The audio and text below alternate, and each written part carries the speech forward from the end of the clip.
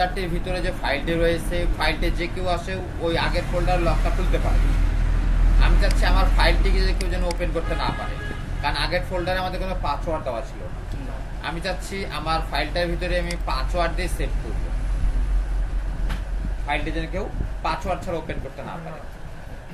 তাহলে আমি আমার ডকুমেন্টারিতে কিভাবে পাসওয়ার্ড ব্যবহার করব? ভিন্ন ভিন্ন ভার্সনে ভিন্ন ভিন্ন ভাবে পাসওয়ার্ড দেওয়ার পদ্ধতি রয়েছে, ঠিক আছে? 2010 থেকে 2022 পর্যন্ত যে ভার্সনগুলো রয়েছে কিংবা 25 পর্যন্ত যে ভার্সনগুলো রয়েছে, এগুলোতে পাসওয়ার্ড দেওয়ার পদ্ধতি ফাইল থেকে প্রোটেক্ট ডকুমেন্ট। দেখতে পাচ্ছি আমরা ফাইল থেকে info protect document, encrypt with password. এরপর নিজের পছন্দ মতো একটা পাসওয়ার্ড ব্যবহার করে দিই। আবার সেম পাসওয়ার্ড আমি 1 2 3 দিলাম, মনে রাখো। এরপর সেভ, ফাইলটি বন্ধ করে চলে যাও। এবার পাসওয়ার্ড ছাড়া কেউ ওপেন করতে পারবে না। পাসওয়ার্ড পরিবর্তন করো কিংবা আবার দাও, আবার সেম জায়গায় গিয়ে তোমাকে পাসওয়ার্ড দিতে হবে। ফাইল থেকে ইনফো থেকে প্রোটেক্ট ডকুমেন্ট গিয়ে password change, encrypt with password change করতে পারো। আর 2007 ভার্সনে যারা কাজ করবে তারা ফাইল থেকে প্রিপেয়ার পাবে, ফাইল থেকে প্রিপেয়ার, এরপর ইনক্রাইব উইথ পাসওয়ার্ড পাবে, ঠিক আছে?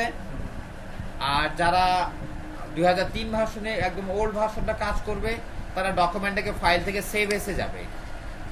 সেভ এসে যাওয়ার পর এখান থেকে টুলস পাবে, টুলস থেকে তোমরা সিকিউরিটি দেখাবে, ঠিক আছে?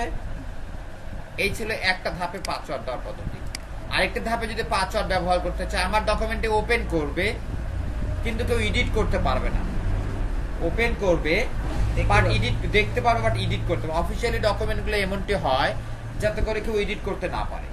আমার দ্বারাই তৈরিকৃত, আমার দ্বারাই সংশোধনকৃত, আপনারা ইউজ করেন, নো প্রবলেম, বাট কেউ পরিবর্তন করার চেষ্টা করবেন না।